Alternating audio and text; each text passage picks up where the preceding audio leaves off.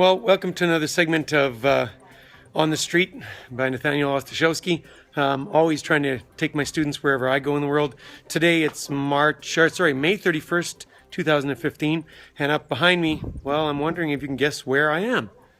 Well, if you're in this year's version of the course, you can probably guess that I'm at the Great Wall in just outside of Beijing, the Great Wall of China, and we're just climbed for about an hour straight up on the harder part of the wall. We have a couple hours left on the easier part, but right behind me you can see the the wall snaking up behind me.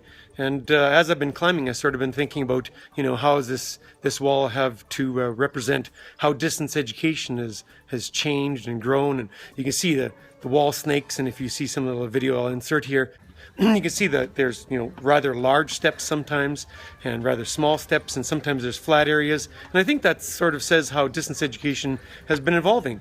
It's certainly got a long history in terms of distance and print education and added delivery correspondence, and now we're certainly in a part where it's been snaking around and doing different things, and sometimes parts of distance education just flatten out and not much benefit. So one of the things you can see behind me on the Great Wall is there's two directions.